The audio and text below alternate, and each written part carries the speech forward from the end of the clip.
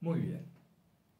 Muchas veces ocurría, nos dicen los monjes de Filocalía, que a pesar de la fatigosa ascesis corporal y a pesar de la concentración mental en la oración de Jesús o en la escucha de la oración de Jesús en el corazón, a pesar de esto, no lograba el monje, el orante, el esicasta, situarse de modo estable y permanente en esa morada del ser en la cual se permanece en paz, con una serena alegría y viviendo plenamente el momento presente, habiendo abandonado los recuerdos del pasado y no poniendo expectativas en ningún momento del futuro. ¿Qué hacer? ¿Por qué razón no se accede a esa morada de manera estable? Está bien, la vida es dinámica, el cuerpo cambia, la mente cambia continuamente. Y nosotros, conciencia, inmaterialidad inmortal en el corazón, tendemos a identificarnos con estos fenómenos, con el cuerpo y con la mente. Pero aún sabiéndolo, no basta eso para desapegarnos de ello. Por eso enseñaban los padres espirituales de Filocalía la necesidad del continuo recuerdo de Dios. ¿Cómo se manifestaba este recuerdo de Dios? Por una parte, intentando visualizar lo extraordinario que vive en lo ordinario, en lo de todos los días. El tremendo misterio que implica la creación misma y las manifestaciones más comunes de la vida, a los cuales permanecemos como dormidos. Ya nada nos asombra. Esto sucede, como decíamos en el retiro último, cuando nuestros sentidos espirituales permanecen adormecidos. Y esto implica también que hasta nuestros sentidos físicos dejan de percibir la belleza que se manifiesta en todo. Entonces, por un lado, ellos enseñaban a permanecer atentos al misterio de la creación que se manifiesta continuamente. También recomendaban recordar lo más frecuentemente posible nuestra propia finitud, el hecho de la muerte, de que somos exiliados en esta vida y que nuestro hogar verdadero está después de la muerte del cuerpo. Algo muy difícil de asimilar en nuestra época, que encamina todos los afanes hacia lo material y hacia el placer inmediato de esta vida. Entonces, es necesario recordar nuestra finitud y en ese sentido nuestra pequeñez, la cortedad de nuestra vida, para actuar irresponsablemente no. Podemos ser responsables con nuestros deberes, con nuestra familia, en nuestro trabajo, en lo que fuera, pero poniendo en perspectiva las cosas, recordando de qué se trata esto. Es como si viajando en un tren quisiéramos mudarnos definitivamente a ese vagón, ignorando que estamos por llegar a la estación en cualquier momento, atribuyéndole a la vida un valor estable que no lo tiene aquí, en este mundo, sino después de este mundo. Ese era otro factor de conocimiento en el cual se insiste mucho en Filocalía, el recuerdo de la muerte o de la propia finitud, sumado a la percepción del misterio. ¿En qué más se enfatizaban? En que ya al despertar era necesario adoptar una actitud, por decir así, en busca de lo sagrado o una actitud ceremonial. Recordaban ellos que la creación es una especie de liturgia cósmica o de perpetuo sacrificio de alabanza, en el cual nosotros somos herramientas, somos instrumentos en manos de la voluntad de Dios, y que solamente reconociéndonos como tales, como herramientas en manos de la voluntad de Dios, encontramos nuestro verdadero cauce, el ejercicio de nuestra propia vocación y podemos desarrollar nuestros talentos. Es decir, mientras no nos demos cuenta que la vida no es lo que parece, sino que es un misterio mucho más profundo, nuestra conducta va a andar muy desencaminada. Y esa equivocación básica, de base, es la raíz de todos nuestros males. Es decir, Filocalía nos dice, no te sitúas como debes situarte en la vida. Te estás creyendo algo que no es. Te guías por las apariencias. Profundicemos un poco en esto. En la medida que nos volvemos ausentes, se hace presente en nosotros la presencia. Repasemos la frase. En la medida en que nos volvemos ausentes, se hace presente en nosotros y en el mundo la presencia de lo divino, la sagrada presencia. ¿De qué ausencia estamos hablando? De la ausencia de nuestra voluntad personal.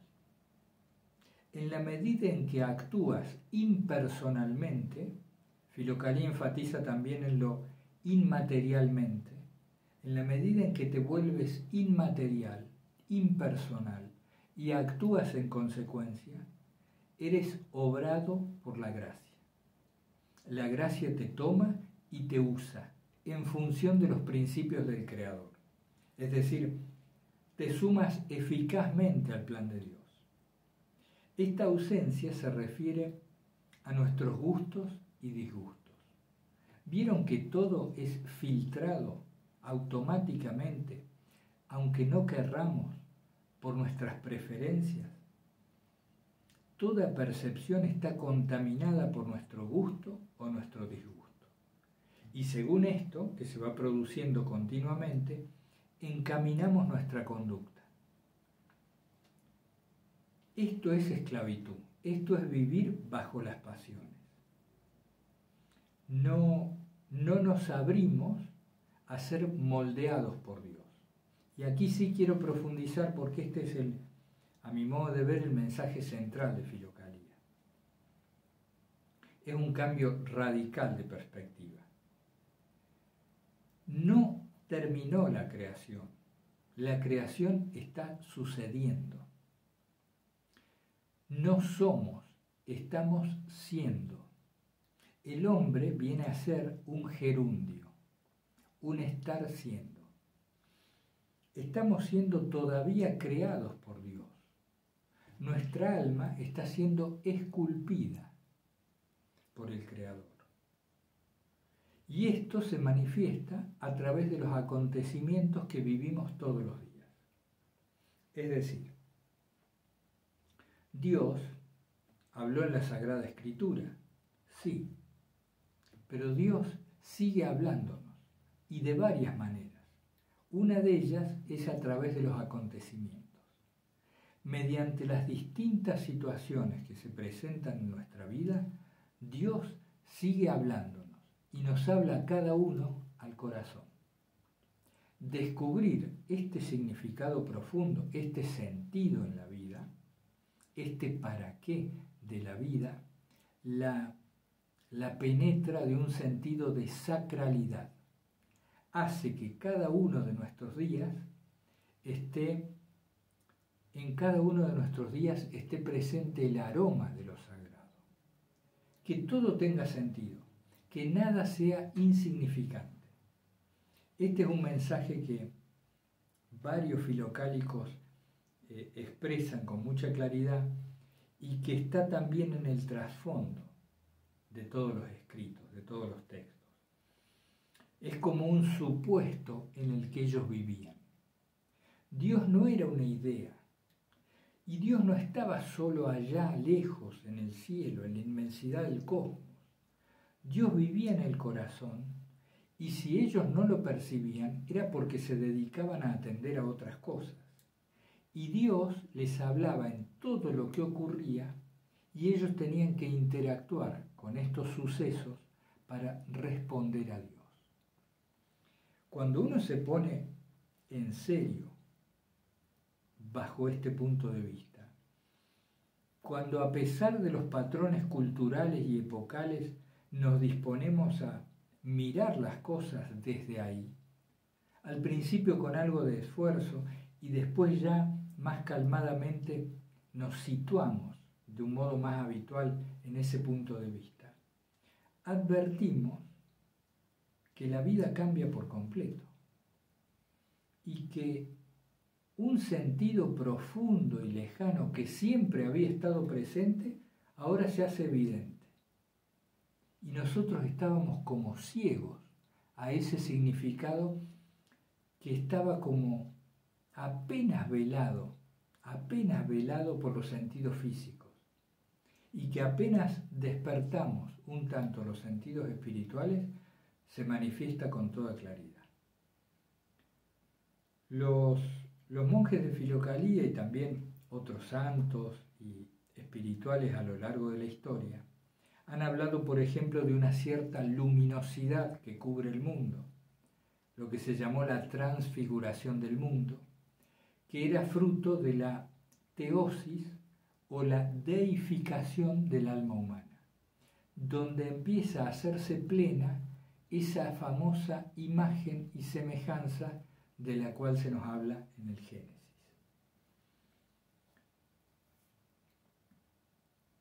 ¿Cómo hacer, decíamos, para que la ascesis, para que la práctica de la oración de Jesús, o para que estas comprensiones y estos conocimientos que nos van siendo transmitidos fructifiquen en un estado, en un modo de ser y de estar, en un reencontrarnos con lo que verdaderamente somos? Por supuesto, cada uno de ustedes, a través de las monografías, artículos o pequeños resúmenes que hagan, quienes lo deseen, podrán expresar claro su punto de vista. En el mío particular, si tuviera que quedarme con un concepto que hace el quiebre entre la teoría y la práctica, o entre el anhelo de un estado de ser y la consumación de ese estado de ser, me quedaría con la coherencia. Vivir según lo que se comprende. Vivir según lo que se comprende. ¿Qué me ha dejado a mí Filocalía? Miren que son 4 tomos voluminosos. Podría dejarnos muchas cosas. En mi caso, si tuviera que prescindir de todo lo demás y me pudiera quedar con solo un concepto para poner en práctica, para aplicar, les diría este: vivir con coherencia lo que se comprende. En el momento en que me dispongo a ser coherente con lo que he comprendido, es como si la gracia viniera a raudales. Sabemos que la gracia siempre está. Sabemos que somos nosotros los que, ocupados en la indigencia de los afanes, como decía un filocálico el otro día, ocupados en la indigencia de los afanes, no atendemos a la presencia de la gracia. Lo sabemos.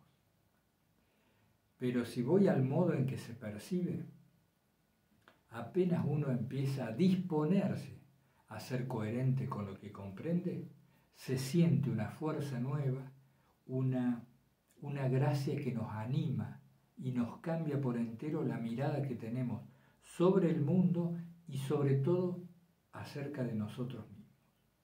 Nos cambia el significado del para qué estamos acá. Y eso parece alinearse mucho mejor con la voluntad de Dios o con lo que se ha llamado en Filocalía nuestro modo de ser propio. Es como si el talento que Dios nos dio y la vocación, aquello a lo que Él nos llama, ahí sí se hacen evidentes y todo contribuye para el buen fin, para la consumación de ello. ¿Qué es? Porque, cuidado, vivir con coherencia seguramente será un proceso. No por desearlo y por disponernos se hará efectivo inmediatamente.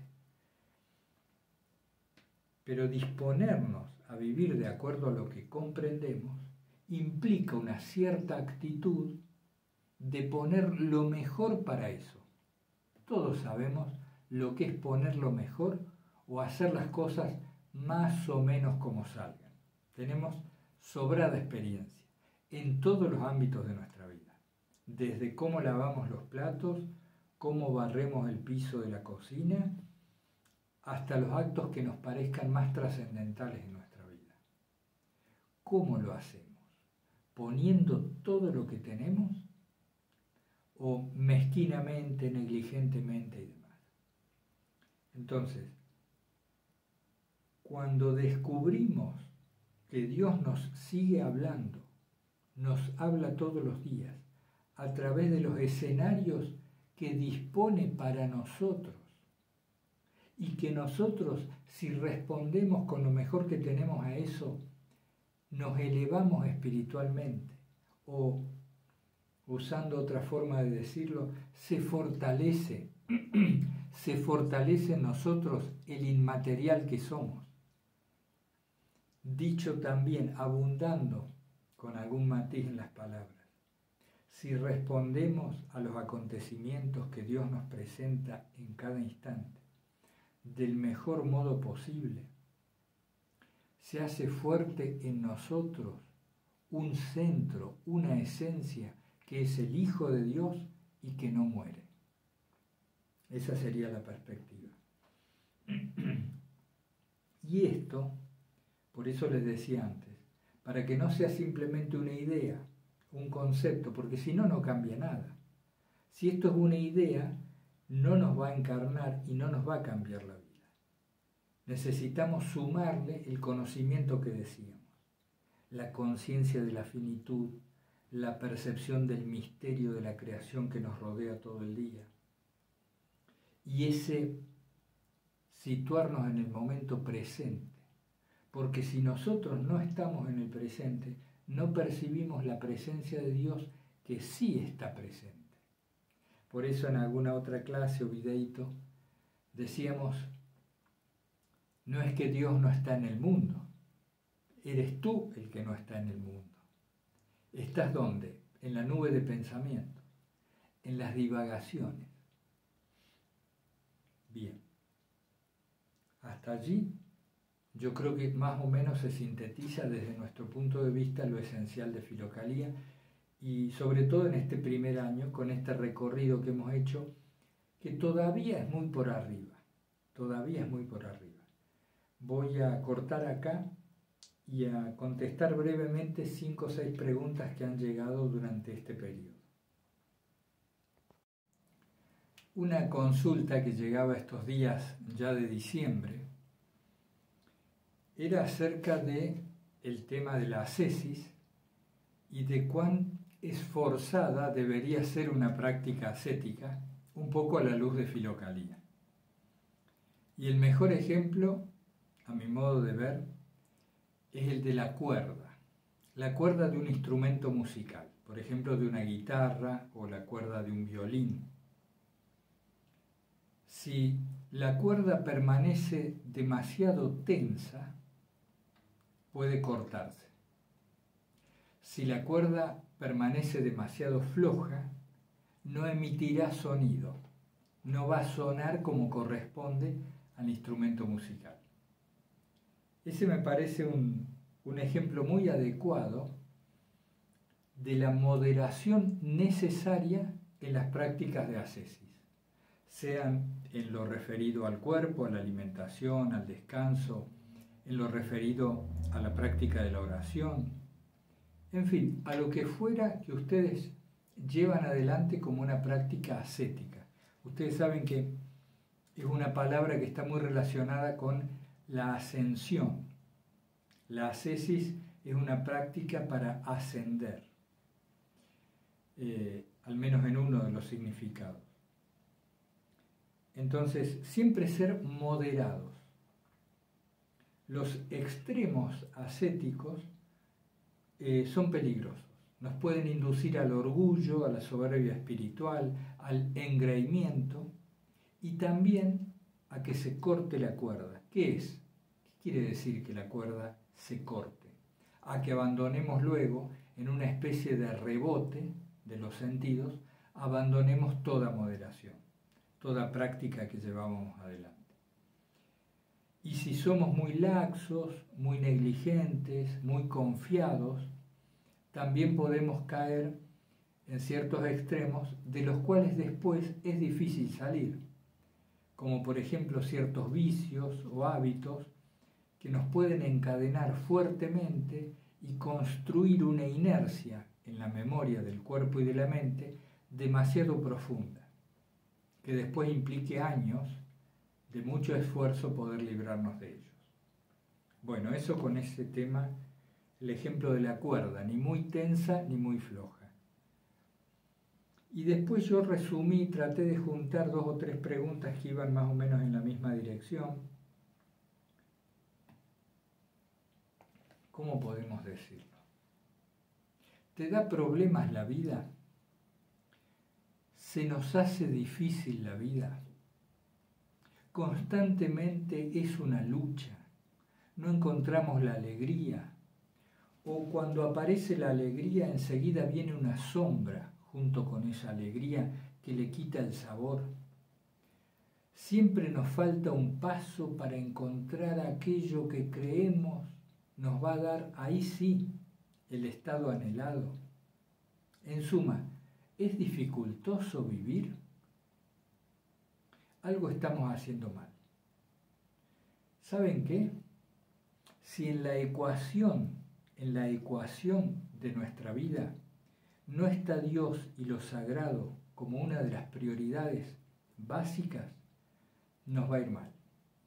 Cuando digo nos va a ir mal, me refiero a esto que decía antes, a esa alegría dificultosa, a que toda luz tiene su oscuridad o su sombra, a que el fracaso nos acompaña no solo exteriormente, sino en el corazón. No nos sentimos plenos.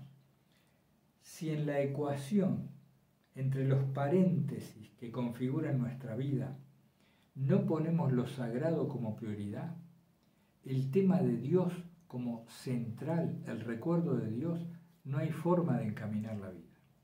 No hay forma. Hay que convencerse. No encontremos, no busquemos causas en donde no las hay. La causa de nuestro malestar no es nuestra situación económica, no es nuestra situación de vida, no es el país que vivimos, la cultura en la que estamos. Las circunstancias en las que nos encontremos pueden ser más o menos favorables, pero no está en la circunstancia la causa del malestar. Está en nuestra ausencia de la presencia de Dios. Y Filocalía nos dice precisamente eso. Buscar lo sagrado es lo primero que hay que buscar al abrir los ojos en la mañana. Que ya al despertar aparezca la oración en nuestros labios y que al dormirnos nos durmamos en oración. Al modo que cada uno pueda. Personalmente a mí me sirve mucho esto que les digo, no se los digo por decir. Trato de compartirles lo poco o lo mucho que tengo. Ya al despertar, si no me dispongo a vivir un día sacralizadamente, perdí. El día está perdido, por decirlo de entre casa. Bien, ¿qué más? Muchas veces, este era el otro tema que quedaba, muchas veces permanecemos encadenados al pecado, es decir, al recuerdo del pecado. Porque mi vida ha sido así, ha sido asá, hice esto, hice aquello, y hay como un cierto rumiar, una imagen de nosotros mismos asociada a aquello que pasó, que efectivamente puede haber sido muy dañino, muy maligno, lo que fuera, perjudicial para sí, para otros, como quiera. Si hay algo que nos dice Filocalía también referido a esto, es que en el instante, en este momento preciso, empieza la oportunidad de unión con Dios. No importa lo hecho, fíjense, no importa lo que hayamos hecho. ¿Estás ahora mismo queriendo unirte a Dios? ¿Estás ahora mismo queriendo unirte a Dios? ¿Sientes ese deseo, ese fuego de amor en ti? O, por ejemplo, ¿has empezado a repetir ya el santo nombre en este instante? Si estás repitiendo el nombre, el Espíritu Santo te está habitando. Eso es lo que importa.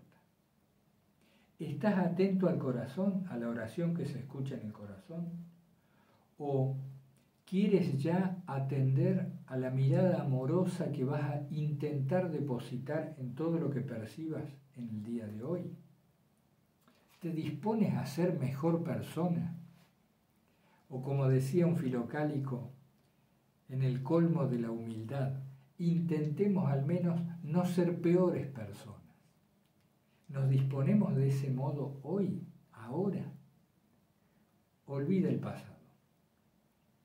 Dios está ahora, en este instante. Empezamos de cero en cada momento. Página en blanco. ¿Se acuerdan esos, cuando íbamos al colegio, cuando éramos niños o jovencitos? Creo que a muchos les ha pasado.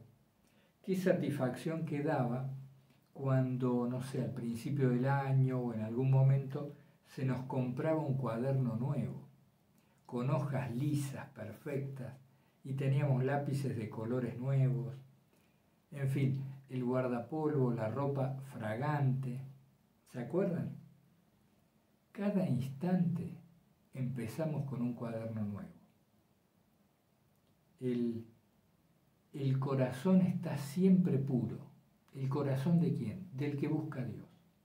Basta que orientemos nuestros anhelos hacia una felicidad que no termine, hacia una unión no transitoria con Dios, hacia algo que más que un estado sea un morar permanentemente en el Hijo de Dios que somos. Si nos orientamos, aunque sea con el deseo, hacia eso, ya estamos con el cuaderno en blanco. Ha sido una muy grata experiencia este año de Filocalía, compartirlo con todos ustedes, una experiencia muy nueva, muy grata, de muchísimo aprendizaje en todos los niveles y una gran alegría las nuevas amistades que tengo, esta especie de hermandad espiritual que se va tejiendo entre todos, muy de a poco, unidos por el mismo anhelo, precisamente por esto que estábamos diciendo, por el deseo de una vida mejor unida a Dios. Bueno, ustedes verán si envían algún resumen, síntesis, artículo, monografía, por supuesto los que deseen. Muchos de ustedes aún van por las clases 20 y tanto o la 30, no hay ningún problema ni ningún apuro. Vamos a darle continuidad al curso, si Dios quiere, el segundo año del curso, abordando una temática un poco más profunda, según se nos enseñó, enfocando la enseñanza más místicamente aún, de un modo más místico, con un simbolismo muy interesante. Esperemos que salga bien. Así que nos estaremos reencontrando para dar inicio al segundo año del curso, yo diría los últimos días de enero o los primeros días de febrero. Ya después les mando un correo con la fecha, bien con la fecha.